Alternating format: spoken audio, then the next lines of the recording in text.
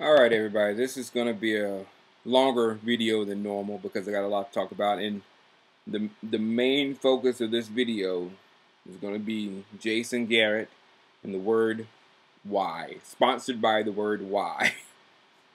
But he just makes you say why. You don't understand what's going on in his mind sometimes.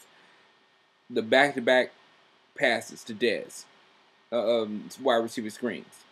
You know, every one of you's got like, why?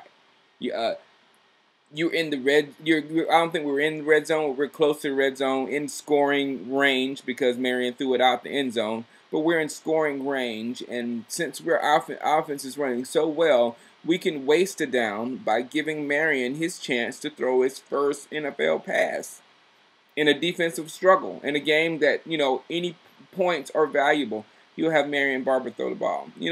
Again, I appreciate the creativity, but why? Why waste it down like that?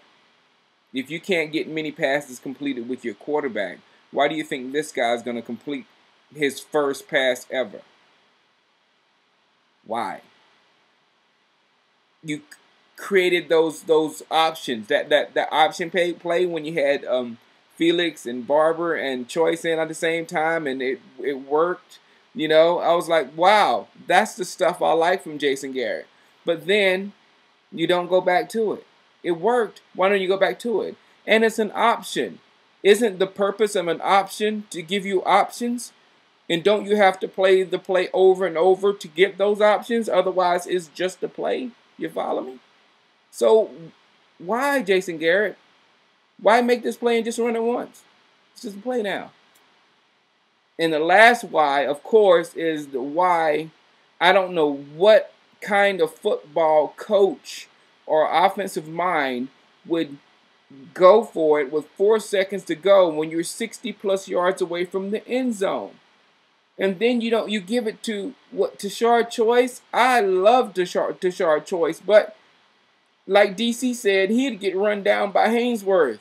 You know what I'm saying? He's not going to take it the whole distance. You know what I'm saying? It's just not on prevent defense. So, I mean, it was just a ridiculous, utterly ridiculous, to where it's laughable throughout the league right now. They're laughing at that because it was so stupid.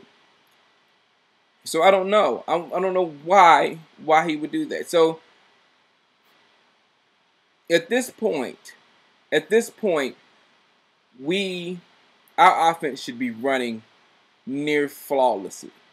We should be rivaling the Saints and the Colts simply because we've had the pieces in place for a long time. We've had the coach in place for a long time. We've had the offensive coordinator in place for a good while. This is his third, fourth year.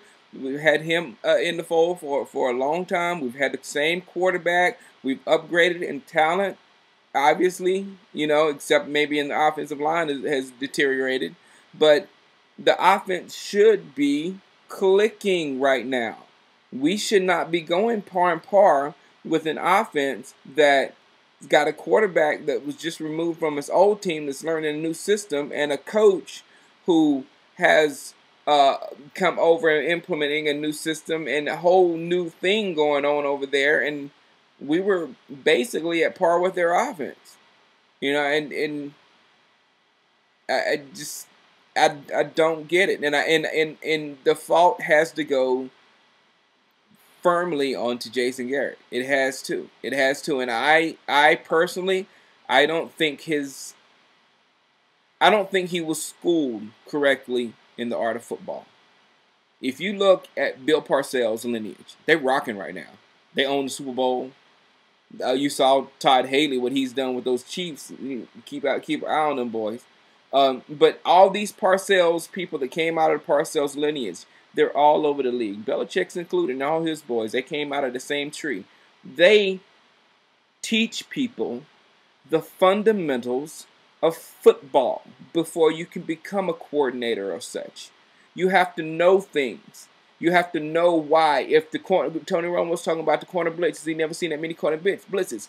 When you're schooled through the Parcells Belichick lineage or whatever, you have things imprinted in your brain. Or if they blitz the corners, you do this, this, and this.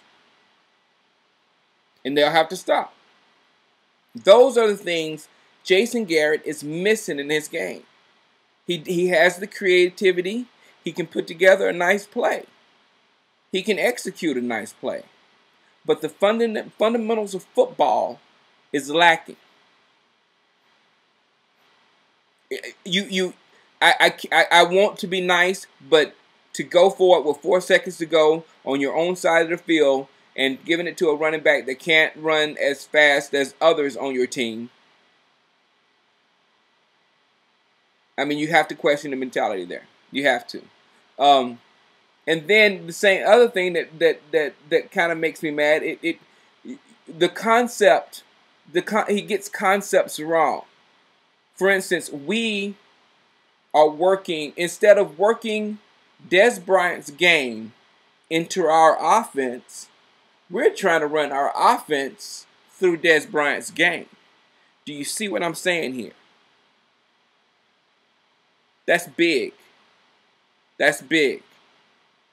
Like I said, at this point, our offense should be running flawlessly because the parts have been in place for a long time. Now, we're moving on to Chicago, and I'm sorry, we could be hitting a slippery slope. Everybody out here knows how what season I was afraid of last year. And this year, we've got the schedule to maybe make that happen. So we're going to have to beat Chicago. We cannot start this thing 0-2. We start this thing 0-2. We are not the 93 Cowboys? We are not the 93 Cowboys. We do not have the firepower. We do not match up with other teams well enough to start 0-2 and then run the table on these people. That's just straight up honesty. Now, I do think we can do it because they surprised me. Some of y'all saw my video last year after the San Diego Charger game when we lost to the Chargers. I personally thought we were done, you know, but we turned around, we beat the Saints, and we finished the season strong. So I know we can do it. I know it's there. But the problem for me is the fact that we can't block. If you can't block, you can't do nothing. Tony Romo, I mean, somebody was talking about how people aren't blaming him anymore or whatever. And I think Tony Romo has improved a lot, but still, he does the same things that Tony Romo does. He threw 2 passes that were very bad that should have ended the game. They should have been interceptions, both of them, but they weren't. But he threw them. But the thing is, our line problems are so bad at this point, you can't blame nothing on Tony Romo. Honestly. If he threw the interception, you can't blame nothing on Tony Romo. He has only so much time to do anything with the ball. And then the fact that he has to think about escape first before he even throws the ball, you can't blame anything on Tony Romo right now. If you can't block, you can't win.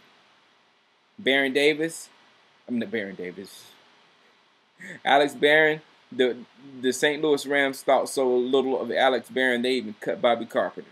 They said, "Fool, we on both of you." And that's the worst team in the league. Just throwing that out there. All right, this is a 9-minute video, longer than I've ever made. Yeah, I made it longer. But I'll see you later. Holla at you. Peace.